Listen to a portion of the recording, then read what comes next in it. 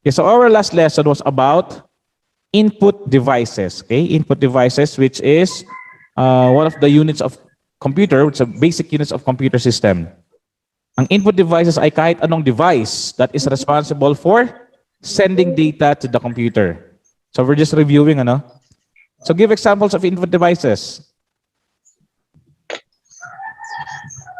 Sige po, hindi ko kayo nakikita nagre-raise ng hand.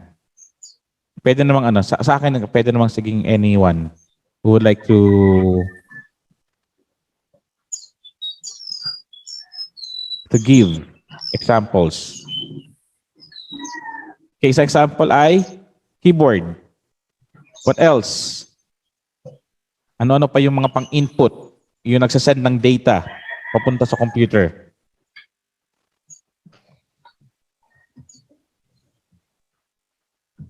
Anyone? Sige, unmute na kagad kasi hindi ko kayo nakikita, promise. Ang nakikita ko lang sa screen ko ay si Naija, si Given, si Jacinth, si Cassie, and Yuri. And the rest, naka-hide.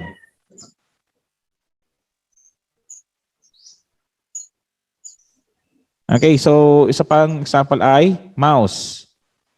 How about this one? Ang tawag dyan? Trackball. Trackball. Okay, trackball. So trackball ang tawag dyan. That's good. How about this one? Joystick. Joystick. All right, joystick. Okay, next is Light pen. Light pen. light pen. Ayan, light pen. Bed. Bed. Printer. Bed printer. It's not a printer. So tama na yung bed. Sige, dagdagan na lang. Ano pa? Ano yung kasama ng bed? Bed. A flat? Flatbed. Yun, flatbed scanner. Okay, that's a flatbed scanner. So importante yung mayroong flatbed kasi gawa nito. So ano tawag dyan?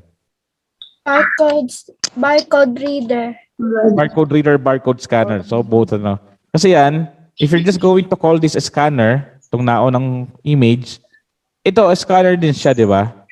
Yung nga lang, magkaiba sila ng input. So ito, ang ipinapasok natin are images and texts.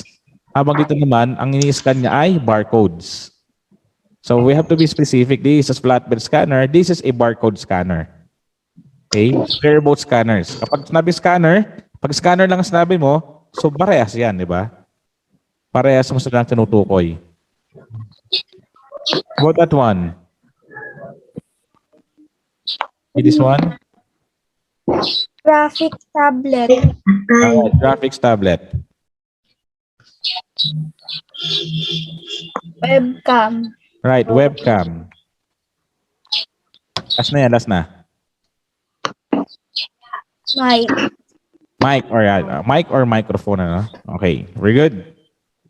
So, at least I'm very sure na naunawaan niyo yung mga dinidiscuss Sir Yman. I'm just going to write down here.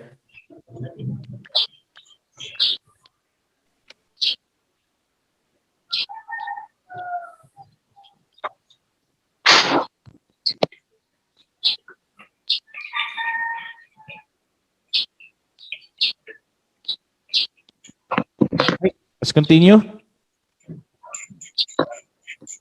So yun ano? So natapos tayo sa input devices.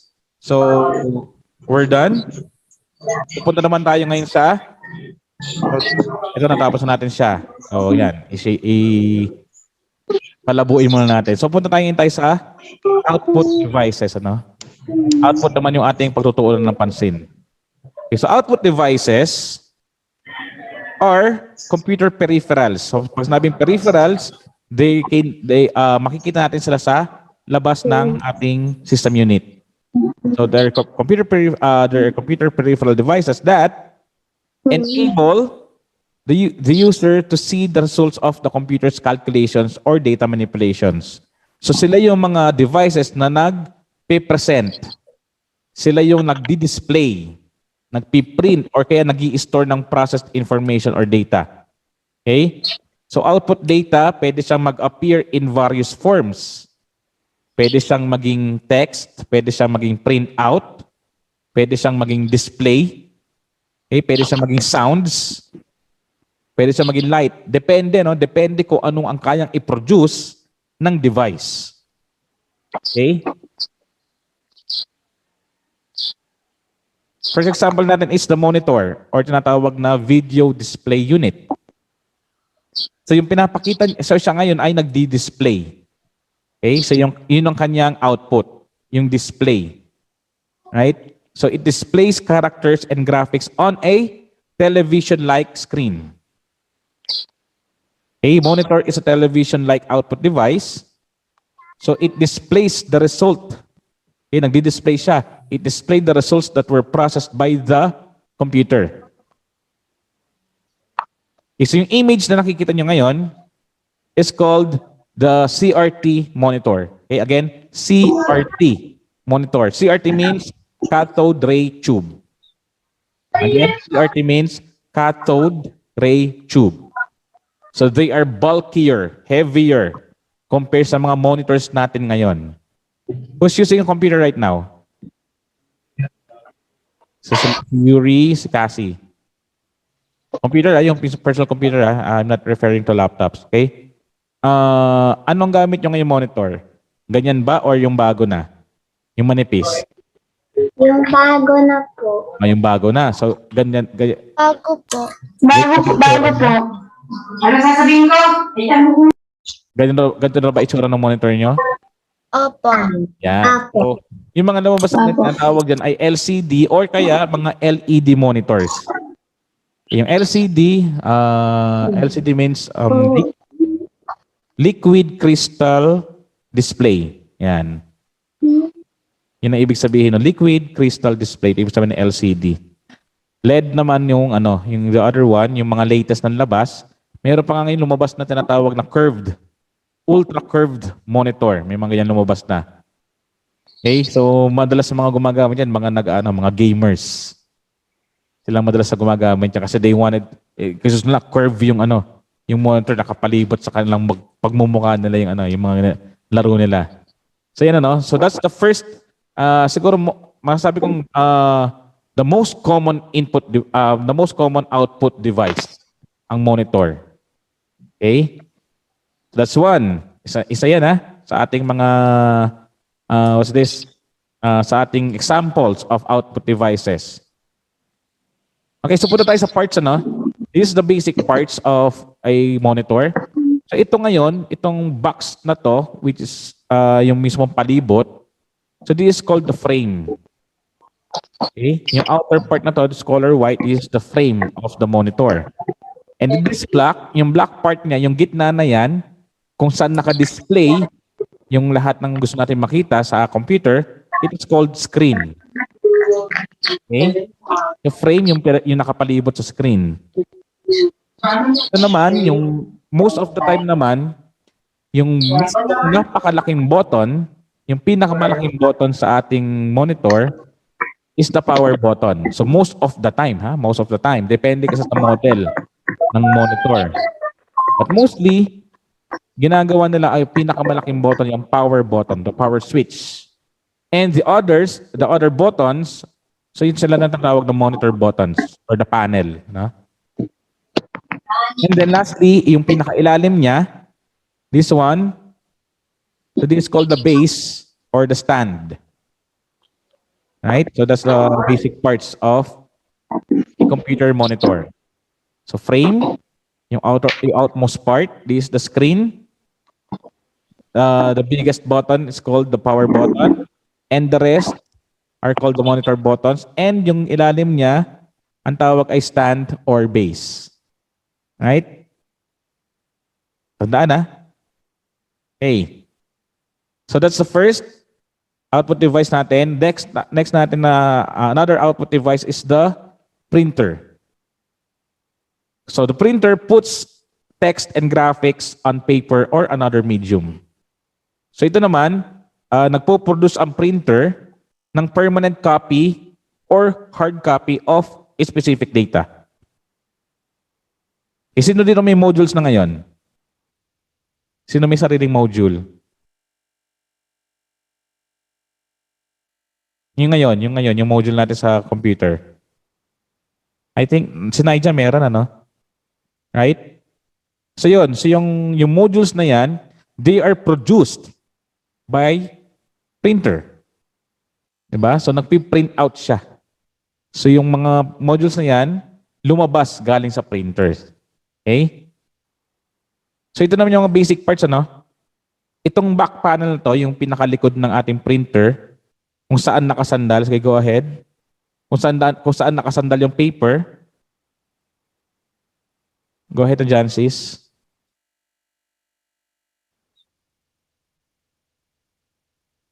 Okay. So itong tawag dito is the paper support. Okay? So diyan nakasandal yung ating papel, lalo na kung halimbawa ang mga papel ay mahaba, yung mga long bond papers. So they need support. So it's called the paper support. Okay? Ito naman yung nasa side ng paper, side dati na yung maliit na yung color gray. So sana lang malaki sa screen nyo. The color gray part, nasa side ng paper, ang tawag dyan, edge guides. Okay, again, it's called the edge guides. Okay, on the top of your printer, so ito na, on the top of the printer, kung saan tinatakpan niya yung mechanism ng printer, ang tawag dyan ay printer cover. Okay? So just like the monitor, so meron siya mga buttons dito. So usually din, yung pinakamalaking button, ang tawag ay the power button. And the other one, actually meron pang isang button dyan, is the cancel, ano? Cancel button yan eh. And dito naman, sa pinakaharapan ng ating printer, kung saan lumalabas na yung kung saan lalabas yung paper, yung print out. So it's called the output tray. Okay, again, it's called the output tray. Okay, balikan natin. So what do you call this one? Ito nasa likod. Sige, anyone? Anyone who wants to recite, okay lang. Anytime you want. So what do you call this? Yung nasa likod, kung saan nakasandal ang paper? Paper support. Itong color gray, nasa side ng nasa side ng paper. Edge. Edge guides. Ano? So, ginaguide niya yung paper. Ginaguide niya yung paper para siya igumit na. Okay? Para mapunta siya doon sa printing part. Okay? And then, this one, yung sa ibabaw ng printer. So, it covers the whole mechanism of the printer. It's called the... Ayun, may amnesia na.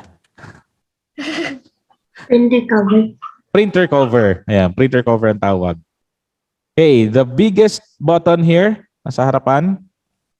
Power button. The power button. And ito naman, yung kung saan lalabas ang ating paper, yung print out. Output tray. Output tray. Okay, very good. Okay, so nire-review ko na lagi, para lang alam niyo yung para lang tandaan niyo. Kasi nagkaka-amnesia kagad kayo eh. Ang bilis magka-amnesia, kakaturo lang na Sir Yman eh. Nakakalimutan na kagad. Alright, so yung printer, so printer falls into two major categories, okay? Meron dalawang major categories ang printer. So una rito ay, first is what we call the impact printer. A impact printer. So this printer produces an output by using a mechanism that presses against an ink ribbon on the paper. So this is an impact printer, yung nasa image na yan.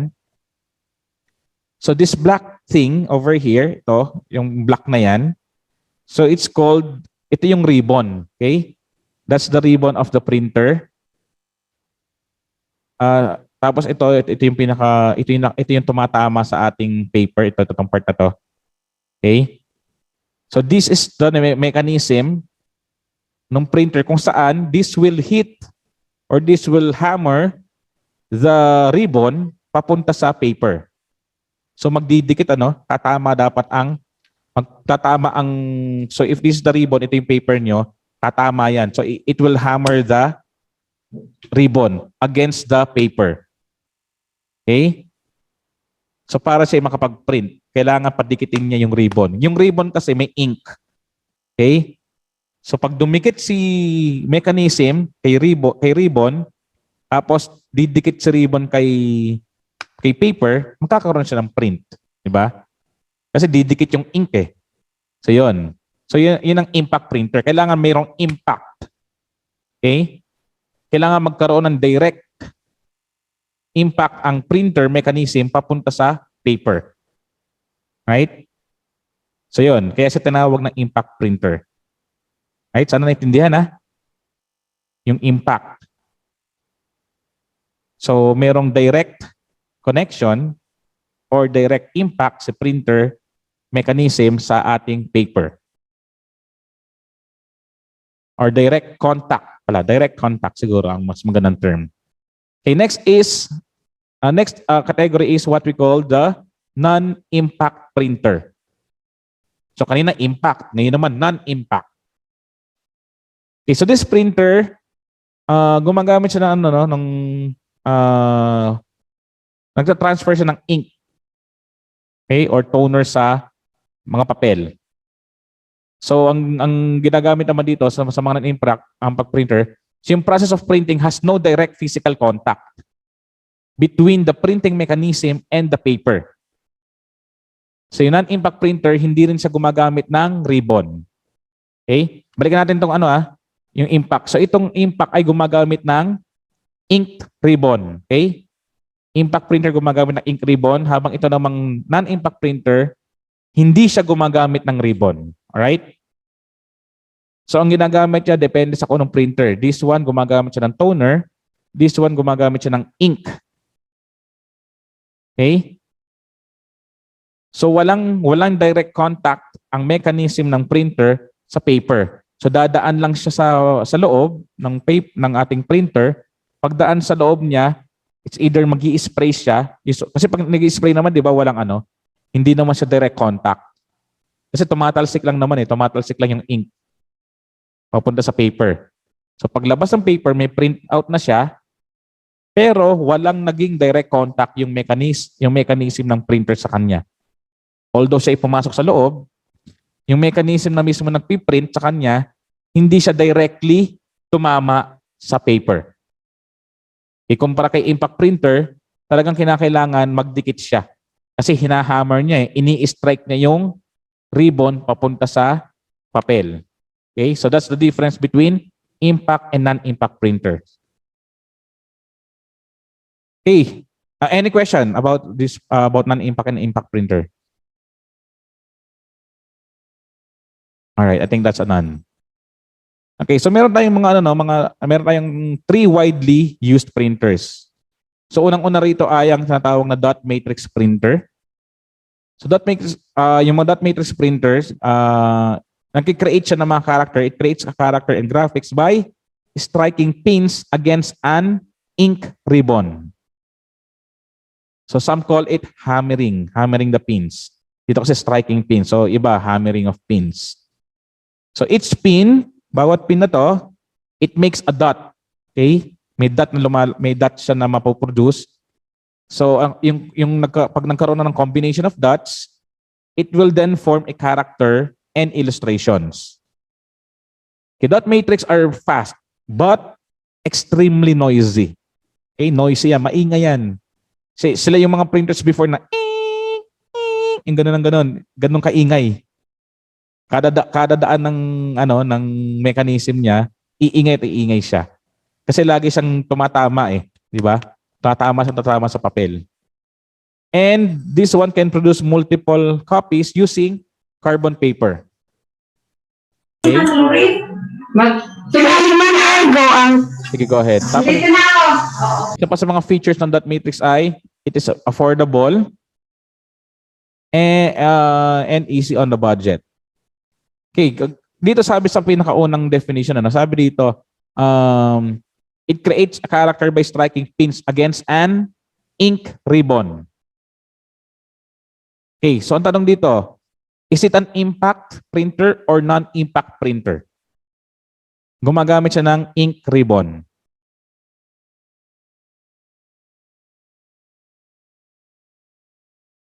Okay, if you're going to categorize it, Saan sa papasok ngayon? Impact or non-impact? So which one do you think? So sabi dito, striking pins or hammering of pins against an ink ribbon papunta sa papel. Impact or non-impact? Impact. Yes, that's impact printer. Very good. Impact printer kasi gumagamit siya ng ink ribbon and it strikes the pins against the ink ribbon papunta sa ating papel. Kaya sa Bombay, 100,000 Merong direct contact. Merong direct contact ang mechanism ng dot matrix printer sa papel. Okay? Okay, that's good. Okay, very good. Next. Okay, so next widely used printer, ito na tawag na inkjet printer or also called the bubble jet printer. And this kind of printer uses ink to print by spraying, so it forms characters and graphics by spraying ink on paper. So ito na sasabi ko kanina, no? So wala siyang direct contact sa ating papel, but instead, ang ginagawa niya, nag-i-spray siya. So the cartridge or the mechanism of the printer sprays ink papunta sa ating papel. So nag-i-spray lang siya. Okay? So what do you think? Nag-aano siya? Impact or non-impact?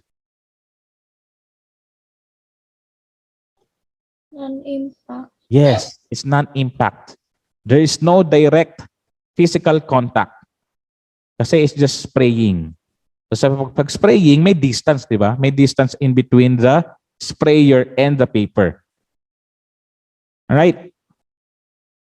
So compare with the dot matrix printers, it hinahammer niya yung pin against the ink ribbon. Ito naman, inkjet ay spraying lang. So kung ang dot matrix ay maingay,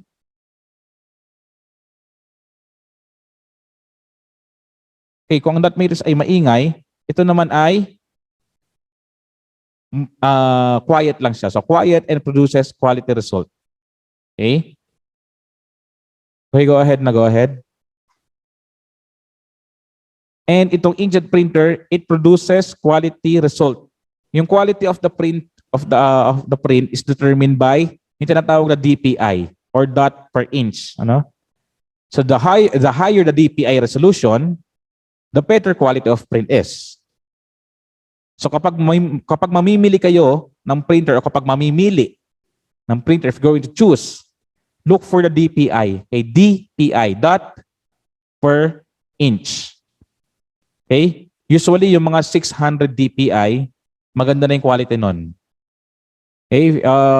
So, if you're going to tell your mom, your dad, yung bilhin po natin yung pag bumili tayong printer, yung mas mataas na DPI. The higher the DPI, the better quality. Alright? So, ganun yun. Dapat mataas lagi ang tinatawag na DPI. Nasa box yun. Nasa box ang printer. Kaya doon pala makikita nyo na kagad. So kung mamimili kayo, mga at least siguro 600. Okay? 600 DPI. Okay, another widely used printer, ang tinatawag na laser printer. Yan. So this offers excellent quality printing and it is also the most expensive printer. Okay? Kasi nga, so sinasabi nga it offers excellent, the excellent quality. Siyempre, of course, isa na yung pinakamahal, So laser printer uses toner to print. Okay? Kasi gumagamit siya ng technology ng copying machines. Yung mga, kung tawagin natin Xerox machines, but hindi naman talaga Xerox machine na tawag doon. It's a photocopier. Okay? So copying machines. So yun ang ginagamit niya, yung kanyang technology para makapag-create ng characters on the paper. So yung kung dot matrix gumagamit ng ribbon, yung bubble jet printer, yung inkjet printer gumagamit naman ng ink cartridge, yung laser printer gumagamit na natatawag na toner. T-O-N-E-R, toner. So powder yon na siyang inilalagay sa drum na nasa loob ng printer. Tapos para ma-print siya, meron siyang laser, may laser sa loob nito eh. So ile-laser niya yung paper. Okay? Together with the toner para makapag-print siya doon. Okay, so tatlo lang yan, ano? So there are three widely used printers. Yung pinakamadalas gamitin nga, dot matrix printer, inkjet printer, and laser printer. All right? Question? Okay, we're good. Okay, next natin.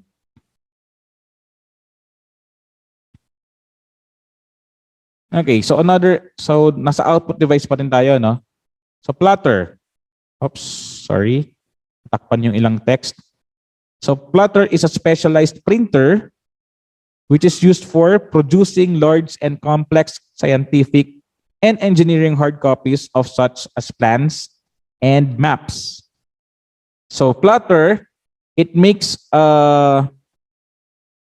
uses moving inks, ano? Gumagamit siya ng moving inks or tinatawag nating electrostatic charges pag nagpo-produce siya ng output. So the plotter was the first computer output device that could print graphics as well as accommodate full-size engineering and architectural drawings. Kaya kaya niyan mag-print sa iba't ibang medium. So makikita niyo diyan, so that's me, Sir Yman, in front of a Canon plotter printer. So I used to operate large format printers before, ano? Siguro mga way back 2011. Ang time na yan, nung gumagamit si Sir Yman ng plotter. So sample printouts ko ito. So sa image na yan, we were printing on canvas. Okay, may canvas fabric yan. So after that, ma-print yan. So na-printing siya, no? So after that, nag-spray kami ng coating sa aming printout na may kasamang oil. Tapos saka namin siya inilagay sa frame. So ito na yung printouts namin, ayan. So some of our printouts. Ano siya, mukha siyang painting, ano? Or mga images kasi yan na pinicturean ng mga photographers. So sa amin pinaprint. Okay? So kami yung nag-printout niyan. And then we put inilagay namin sa frame para maganda yung presentation niya. Tapos siya yung dinidisplay sa mga walls. Yan, yung mga yan. So karamihan sa mga nagpapaprint sa amin before ay mga engineers, yung mga architects and mga artists, yung mga pinapiprint nila yung mga plano ng bahay, yung mga plano ng mga buildings. Yan. So dyan din sa piniprint. So ito na ang pinakikita ko sa inyo ay yung mga printouts namin gamit ang plotter. So even yung mga large format na images, yung mga pictures, usually makikita niyo yung mga malalaking pictures na naka-display sa bahay or even sa mga LED walls or even sa mga yung mga pina-frame ng yung gaya ng mga wedding pictures na malalaki. So diyan namin yung piniprint. Yan. So yan ang responsible for printing those large format pictures. Right, still nasa output pa rin tayo, no? Nasa output device pa rin. Okay, so headphone and speakers. So aside from monitor, printer, and printers, yung headphone and speakers kasama rin siya sa output devices. Okay? So ito naman ang pinoproduce niya or yung output niya ay sounds. Okay? So, like Jacinth. Si Jacinth gumagamit ng headphone. Actually, headset to be specific, ano? Ang gamit ni Jacinth. Kaya lang nagtago si Jacinth. Alright, so through it, gamit ang headphones, gamit ang speakers, yan naririnig natin, we can hear anything na naka-play sa ating computer. Okay, so gamit din ang speaker or your headphone or your headset, naririnig nyo ako ngayon, di ba? You can hear me. Nagsasalita ngayon, discussing our lesson about output devices. Yan. Alright? So ayun, yun yung output device natin, no? So meron tayong monitor, meron tayong printer, plotter. Plotter is also a printer. Tapos headphone and speakers. Okay? So output devices. At yung may napasingit sa ating module, yung module natin, this is actually a communication device. So modem. So this is a modem or tinatawag na modulator, demodulator. So ito naman, we use this to connect the computer to the telephone line so it can receive data from other computers. So ginagamit natin yung modem for us to be able to use the internet. Yan. So kayo ngayon, kaya kayo nakakapag-online class kasi meron kayong modem sa bahay. Diba? And yun nga, yung lately, pinagsama yung modem router. Yung router kasi ginagamit for for telecommunications. So yan so that's it for today. Any question about our lessons? So napag-aralan natin ay yung output devices and isang communication device. So yan na yun. So modem ang ating communication device, yung ating output were monitors, printers, and speakers. All right?